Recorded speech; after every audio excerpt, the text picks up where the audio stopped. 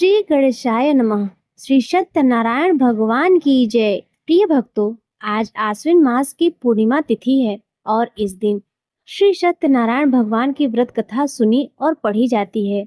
और आश्विन महीने की पूर्णिमा को शरद पूर्णिमा के नाम से भी जाना जाता है। तो इस शुभ अवसर पर आप श्रवण कीजिए श्री सत्यनारायण व्रत कथा।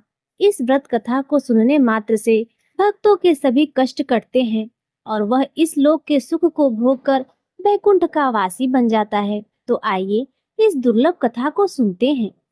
एक समय की बात है, नैमिषारण्य तीर्थ में शौनक आदि 88,000 ऋषियों ने श्री सूत जी से पूछा कि हे प्रभु, इस कलयुग में वेद विद्या रहित मनुष्यों को प्रभु भक्ति किस प्रकार मिल सकती है तथा उनका उद्धार कैसे होगा। हे मुनि श्रेष्ठ, कोई ऐसा तप बताइए जिससे थोड़े ही समय में पुण्य मिले और मनोवांछित फल भी मिल जाए। इस प्रकार की कथा सुनने की हम लोग इच्छा रखते हैं।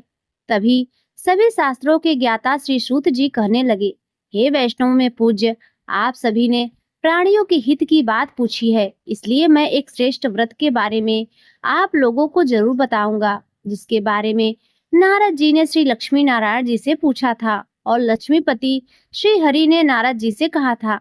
अब आप सभी इसे सुनिए। एक समय की बात है, देवर्षि नारद जी दूसरों के हित की इच्छा के लिए अनेकों लोकों में घूमते हुए मृत्यु लोक में जा पहुंचे। वहां उन्होंने अनेक योनियों में जन्मे सभी मनुष्यों को अपने अपने कर्मों के अनुसार पीड़ा झेलते हुए देखा। उनका दुख देखकर नारद जी सोचने लगे कि ऐसा क्या किया जाए जिससे निश्चित रूप से मानव के दुखों का अंत हो जाए। इसी बात पर विचार करते हुए वह विष्णु लोक को गए। वहां नारायण की स्तुति करने लगे और कहने लगे कि नारायण नारायण, हे भगवान, आप अत्यंत शक्ति से संपन्न हैं, निर्गुण स्वरूप सृष्टि के कारण भक्तों के दुख को दूर करने वाले हैं, आपको मेरा प्रणाम है। इस प्रकार नारद जी की स्तुति सुनकर भगवान श्री हरि बोले, हे मुनि श्रेष्ठ, आपके मन में क्या बात है, उसे निसंकोच होकर कहो। इस पर नारद मुनि कहने लगे कि मृत्यु लोक में अनेक योनियों में जन्मे मनुष्य अपने कर्मों के द्वारा अनेकों दुखों से दुखी हो रहे हैं। हे प्रभु, आप यह बताइए कि वह मनुष्य थोड़े से प्रयास से ही अपने दुखों से छुटकारा कैसे पा सकते हैं। तब श्री हरि कहने लगे, हे नारद, मनुष्यों की भलाई के लिए तुमने बहुत उत्तम प्रश्न पूछा है। स्वर्गलोक और मृत्यु लोक दोनों में एक दुर्लभ उत्तम व्रत है जो पुण्य देने वाला है। आज प्रेम वश होकर मैं उसे तुमसे कहता हूँ। श्री सत्यनारायण भगवान का व्रत अच्छी तरह विधान पूर्वक करके मनुष्य तुरंत ही यहाँ सुख भोग कर मरने पर मोक्ष प्राप्त करता है। श्री हरि के वचन सुनकर नारद जी बोले कि हे प्रभु, उस व्रत का फल क्या है और उसका विधान क्या है? यह व्रत किसने किया था? इस व्रत को किस दिन करना चाहिए? आप सब कुछ विस्तार से बताएं। नारद जी की बात सुनकर फिर श्री हरि कहने लगे, दुख और शोक को दूर करने वाला, यह सभी स्थानों पर विजय दिलाने वाला है। मानव को भक्ति और श्रद्धा के साथ शाम को श्री सत्यनारायण जी की पूजा धर्म परायण होकर ब्राह्मणों और बंधु बांधवों के साथ करने के साथ ही यथाशक्ति यथानुसार भक्ति भाव से भगवान को भोग लगाएं, आरती गाएं और ब्राह्मणों सहित बंधु बांधवों को भी भोजन कराएं। उसके बाद ही स्वयं भोजन करें। कीर्तन भजन के बाद भगवान की भक्ति में लीन हो जाएं। इस तरह से सत्यनारायण भगवान का यह व्रत करने पर मनुष्य की सारी इच्छाएं निश्चित रूप से पूर्ण होती हैं। इस कलयुग अर्थात कलिकाल में मृत्यु लोक में मोक्ष का यही एक सरल उपाय बताया गया है।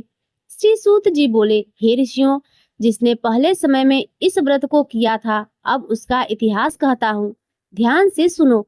सुंदर काशीपुर नगरी में एक अत्यंत निर्धन ब्राह्मण रहता था। भूख प्यास से परेशान वह धरती पर घूमता रहता था। ब्राह्मणों से प्रेम करने वाले भगवान ने एक दिन ब्राह्मण का वेश धारण कर उसके पास जाकर पूछा, हे ब्राह्मण देवता, नित्य दुखी होकर तुम पृथ्वी पर क्यों घूमते हो? तब वह दीन ब्राह्मण बोला, मैं निर्धन ब्राह्मण हूँ, भिक्षा के लिए धरती पर घूमता हूँ। यदि आप इसका कोई उपाय जानते हो तो बताओ। वृद्ध ब्राह्मण रूपी भगवान कहने लगे, सत्यनारायण भगवान मनोवांछित फल देने वाले हैं, इसीलिए तुम उनका पूजन करो। इसे करने से मनुष्य सभी दुखों से मुक्त हो जाता है। वृद्ध ब्राह्मण बनकर आए सत्यनारायण भगवान उस निर्धन ब्राह्मण को व्रत का सारा विधान बताकर अंतर्ध्यान हो गए। अगले दिन सुबह उठने के साथ ही उस बूढ़े ब्राह्मण के मन में संकल्प लिया कि श्री सत्यनारायण भगवान का व्रत करूंगा, और फिर अपने नित्य कर्मों से निवृत्त होकर वह भिक्षा के लिए चल पड़ा। उस दिन उसे भिक्षा में बहुत सारा धन प्राप्त हुआ। उसी धन से उसने परिवार के साथ भगवान श्री सत्यनारायण जी की पूजा की और व्रत रखा। इस व्रत को करने के कुछ दिन के बाद उसके सभी दुख और कष्ट दूर होने लगे, और देखते ही देखते एक संपन्न और अनेकों संपत्तियों का वह मालिक बन गया। तब हर महीने की पूर्णिमा के दिन वे ब्राह्मण सत्यनारायण भगवान की पूजा और व्रत करने लगे। इस प्रकार सत्यनारायण भगवान के व्रत को करके वह श्रेष्ठ ब्राह्मण सभी पापों और गरीबी से दूर हो गया, और उसने एक दुर्लभ मोक्ष पद प्राप्त किया। इस तरह से सत्यनारायण भगवान के व्रत को जो मनुष्य करेगा वह सभी प्रकार के पापों से छूटकर मोक्ष को प्राप्त होगा।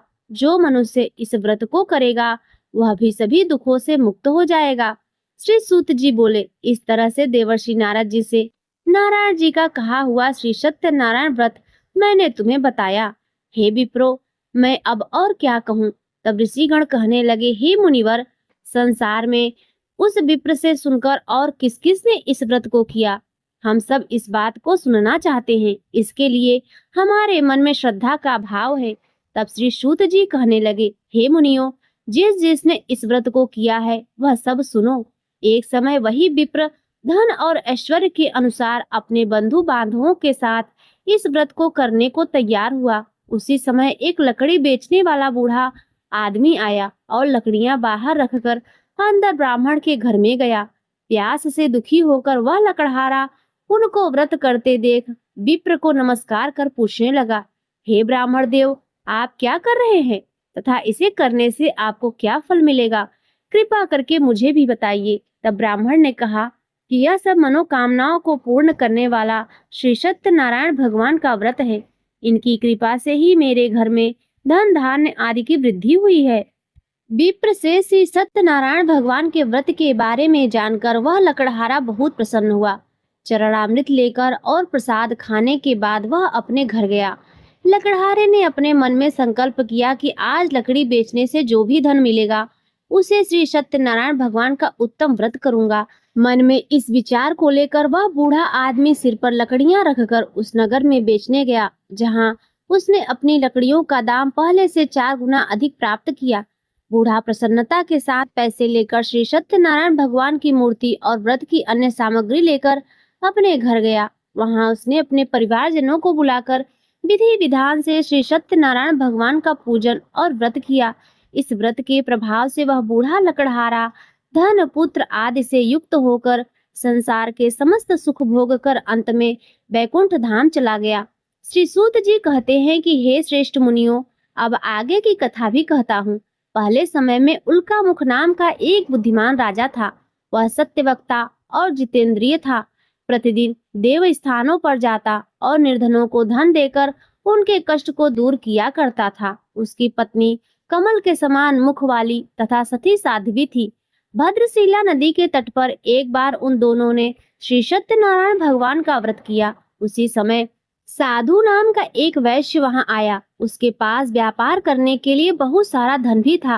राजा को व्रत करते देखकर वह विनम्रता के साथ पूछने लगा कि हे राजन, भक्ति भाव से पूर्ण होकर आप यह क्या कर रहे हैं?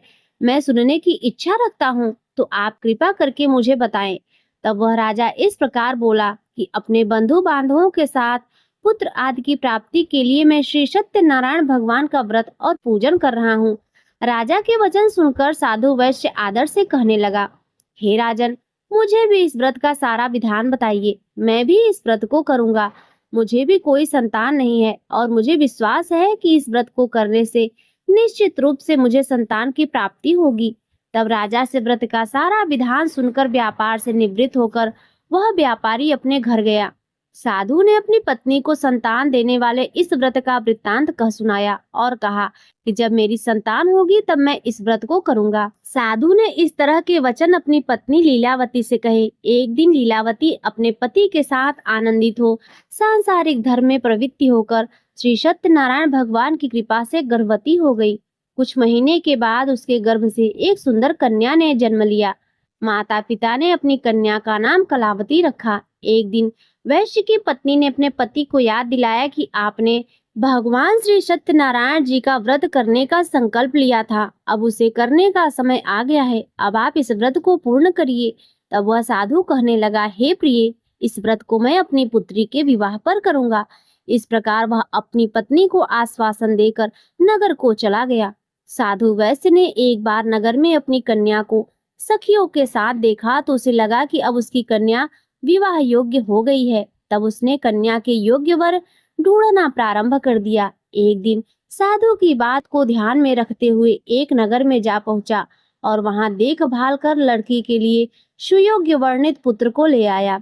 सुयोग्य लड़के को देखकर साधु ने बंधु बांधवों को बुलाकर अपनी पुत्री का विवाह कर दिया। लेकिन दुर्भाग्य की बात यह है कि साधु वैश्य ने अभी श्री सत्यनारायण भगवान का व्रत नहीं किया था। इस पर श्री सत्यनारायण भगवान क्रोधित हो गए और श्राप दे दिया। अपने कार्य में कुशल साधु बनिया अपने दामाद को लेकर समुद्र के पास स्थित होकर रत्नसारपुर नामक नगर में गया। वहां जाकर दामाद ससुर दोनों ने मिलकर चंद्रकेतु राजा के नगर में व्यापार करना शुरू कर दिया। एक दिन भगवान सत्यनारायण की माया से एक चोर राजा का धन चुराकर भाग रहा था। उसने राजा के सिपाहियों को अपना पीछा करते देख चुराया हुआ सारा धन वहां रख दिया, जहां साधु अपने दामाद के साथ ठहरा हुआ था। राजा के सिपाहियों ने जब चुराया हुआ धन ससुर और दामाद के पास पड़ा हुआ देखा तो वे ससुर और दामाद दोनों को बांधकर प्रसन्नता से राजा के पास ले गए और कहने लगे कि महाराज, हम उन दोनों चोर को पकड़कर लाए हैं। अब आगे की कार्यवाही करने की आज्ञा दें। तब राजा की आज्ञा से उन दोनों को कठिन कारावास में डाल दिया गया और उनका सारा धन भी उनसे छीन लिया गया। श्री सत्यनारायण भगवान के श्राप से साधु की पत्नी भी बहुत दुखी हुई। घर में जितना भी धन रखा था उसे चोर चुरा कर ले गए। शारीरिक तथा मानसिक पीड़ा और भूख प्यास से अति दुखी होकर अन्न की चिंता में कलावती एक ब्राह्मण के घर गई। वहां उसने श्री सत्यनारायण भगवान का व्रत होते देखा। फिर कथा भी सुनी और प्रसाद ग्रहण कर रात को अपने घर वापस आई। तब माता कलावती ने पूछा, हे पुत्री, तुम अब तक कहाँ थी? तुम्हारे मन में क्या है? तब कलावती ने अपनी माता से कहा, हे माता, मैंने एक ब्राह्मण के घर में श्री सत्यनारायण भगवान का व्रत होते देखा है। तब कन्या के वचन सुनकर लीलावती भगवान के पूजन की तैयारी करने लगी। लीलावती ने अपने परिवार और बंधु बांधवों के सहित श्री सत्यनारायण भगवान का पूजन किया और उनसे वर मांगा कि मेरे पति तथा दामाद शीघ्र ही घर वापस आ जाएं। साथ ही वह भी प्रार्थना की कि हम सभी के अपराध को क्षमा करें। श्री सत्यनारायण भगवान इस व्रत से संतुष्ट हो गए और राजा चंद्रकेतु को सपने में दर्शन देकर कहने लगे, हे राजन, तुम उस दोनों वैश्य को छोड़ दो और तुमने उनका जो भी धन दिया है उसे भी वापस कर दो। अगर तुमने ऐसा नहीं किया तो मैं तुम्हारा सारा धन और राज्य, संतान सभी कुछ नष्ट कर दूंगा। राजा को यह सब कहकर वह अंतर ध्यान हो गए। प्रातः काल सभा में राजा ने स्वप्न सभी को सुनाया। फिर कहने लगे कि उन दोनों को कैद से मुक्त कर सभा में लाओ। वैश्यों ने आते ही राजा को प्रणाम किया। तब राजा कहने लगा, हे महानुभावों, भाग्यवश ऐसा कठिन दुख तुम्हें प्राप्त हुआ है, लेकिन अब तुम्हें किसी बात का कोई भय दुख नहीं है। ऐसा कहकर राजा ने उन दोनों को नए वस्त्र आभूषण भी पहनाए और जितना धन उनका लिया था उससे 2 गुना धन वापस कर दिया। इस तरह दोनों वैश्य अपने घर की ओर चल दिए। श्री सूत जी महाराज कहने लगे कि इस प्रकार वैश्यों के मंगलाचार कर अपनी यात्रा प्रारंभ की और अपने नगर की ओर चल दिए। उनके थोड़ी ही दूर जाने पर दंडी वेशधारी श्री सत्यनारायण भगवान ने उनसे पूछा, हे साधु, तुम्हारी नाव में क्या है? तब अभिमान से भरा हुआ वह वैश्य कहने लगा कि हे दंडी, आप क्यों पूछते हो? क्या धन लेने की इच्छा है? मेरी नाव में तो बेल और पत्ते भरे हुए हैं। वैश्य के ऐसे कठोर वचन सुनकर भगवान कहने लगे कि तुम्हारा वचन सत्य हो। दंडी ऐसे वचन कहकर वहां से दूर चले गए। कुछ दूर जाकर समुद्र के किनारे बैठ गए।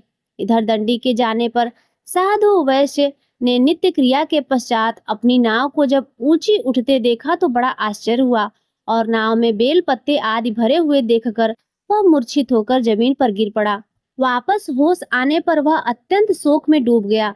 तब उसका दामाद कहने लगा कि हे पिताजी, आप शोक मत मनाइए, यह सब दंडी का ही श्राप है, इसीलिए हमें उनकी शरण में जाना चाहिए, तभी हमारी मनोकामना पूर्ण हो सकेगी। दामाद की बात सुनकर वह दंडी के पास पहुंचा और अत्यंत भक्ति भाव से नमस्कार करके कहने लगा, हे महाराज, मैंने आपसे जो असत्य वचन कहे थे उनके लिए मुझे क्षमा कर दें। ऐसा कहकर वह रोने लगा। तब दंडी वेशधारी भगवान कहने लगे, हे वाणिक पुत्र, मेरी आज्ञा से बार बार तुम्हें दुख प्राप्त हुआ है, तू मेरी पूजा से विमुख हुआ है। तब वह साधु वैश्य कहने लगा कि हे भगवान, आपकी माया से ब्रह्मादि देवता भी आपके रूप को नहीं जानते, तब मैं भला अज्ञानी कैसे जान सकता हूँ। अब आप प्रसन्न होइए, मैं अपनी सामर्थ्य के अनुसार आपकी पूजा और व्रत अवश्य करूंगा। हे प्रभु, मेरी रक्षा करो और पहले के समान मेरी नौका में धर्म भर दो। साधु वैश्य के भक्ति पूर्वक वचन सुनकर भगवान प्रसन्न हो गए और उसकी इच्छा के अनुसार वरदान देकर अंतर ध्यान हो गए। दामाद और ससुर दोनों जब नाव पर आए तो नाव धन से भरी हुई मिली। फिर वहीं अपने अन्य साथियों के साथ श्री सत्यनारायण भगवान का पूजन कर वे दोनों अपने नगर को चल दिए। जब नगर के नजदीक पहुंचे तो दूत को घर पर खबर करने के लिए भेज दिया।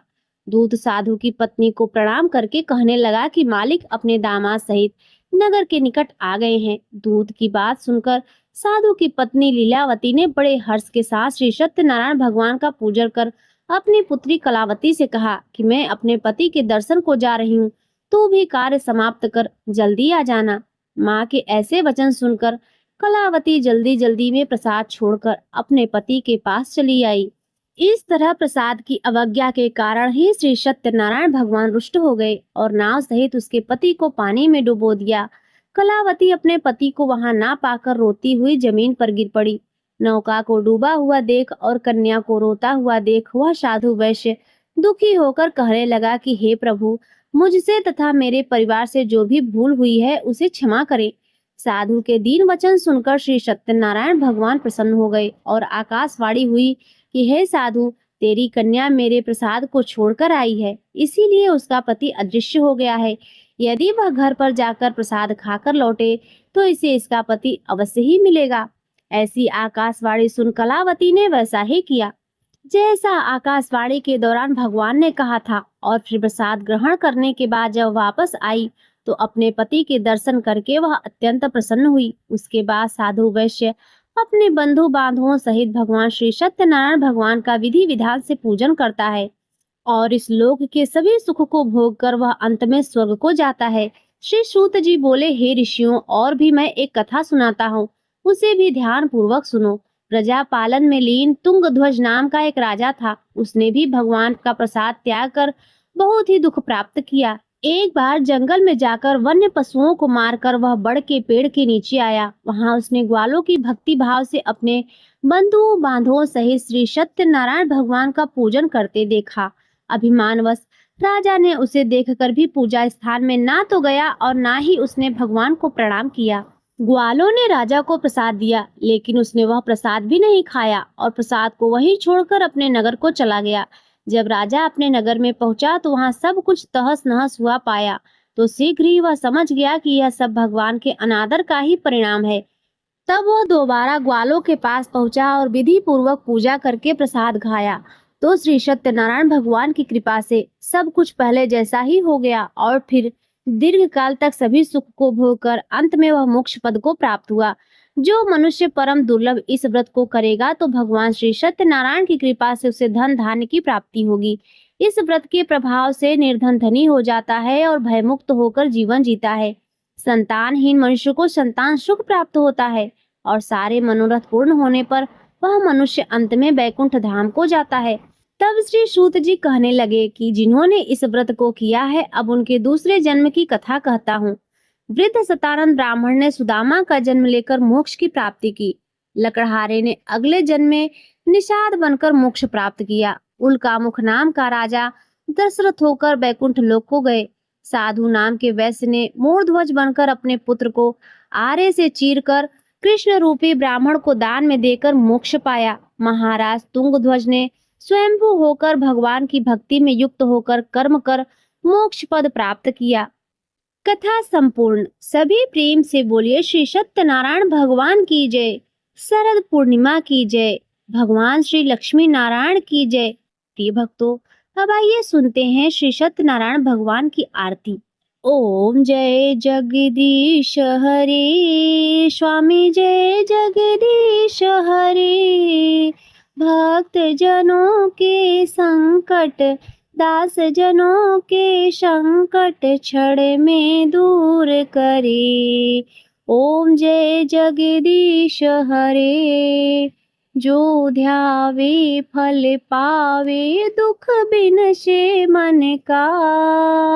स्वामी दुख बिन से मन का, सुख संपत्ति घर आवे, सुख संपत्ति घर आवे, कष्ट मिटे तन का। ओम जय जगदीश हरे। मात पिता तुम मेरे, शरण गहूँ मैं किसकी। प्रभु शरण गहूँ मैं किसकी। तुम बिन और न दूजा, प्रभु बिन और न दूजा, आश करूं मैं जिसकी। ओम जय जगदीश हरे।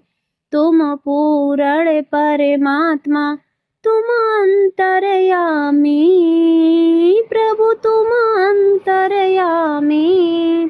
पार ब्रह्म परमेश्वर, पार ब्रह्म परमेश्वर, तुम सबके स्वामी। ओम जय जगदीश हरे। तुम करुणा के सागर, तुम पालन करता, प्रभु तुम पालन करता। मैं मूरख खल कामी, मैं मूरख तुम स्वामी, कृपा करो भरता। ओम जय जगदीश हरे। तुम हो एक अगोचर, सबके प्राणपति, प्रभु सबके प्राणपति।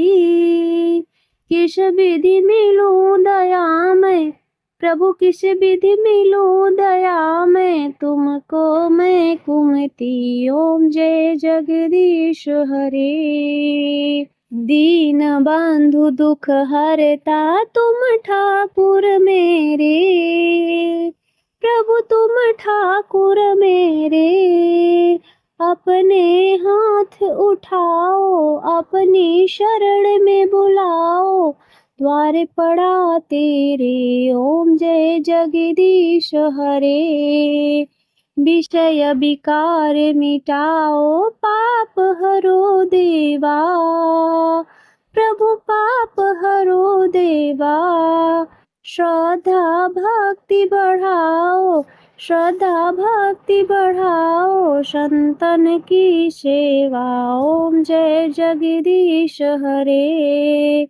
तन मन धन सब कुछ है तेरा, तेरा तुझको अर्पण, क्या लागे मेरा, प्रभु क्या लागे मेरा।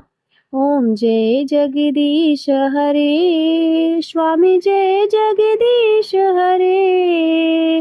भक्त जनों के संकट, दास जनों के संकट क्षण में दूर करे। ओम जय जगदीश हरे। भगवान जगदीश की जो कोई नर गावे, प्रभु जो कोई नर गावे। कहत शिवानंद स्वामी, कहत हरि हरि स्वामी, मन वांछित फल पावे। ओम जय जगदीश हरे। ओम जय जगदीश हरे, स्वामी जय जगदीश हरे। भक्त जनों के संकट, दास जनों के संकट क्षण में दूर करे। ओम जय जगदीश हरे। तो प्रेम से बोलिए श्री सत्यनारायण भगवान की जय, श्री लक्ष्मी नारायण भगवान की जय। प्रिय भक्तों, श्री सत्यनारायण भगवान की यह कथा यहीं पर संपन्न होती है। यदि आज की कथा आपको अच्छी लगी हो तो वीडियो को लाइक करना ना भूलें। चैनल पर यदि पहली बार आए हो तो सब्सक्राइब भी कर लें और कमेंट में श्री सत्यनारायण भगवान का जयकारा अवश्य लगाएं। जय श्री सत्यनारायण भगवान की।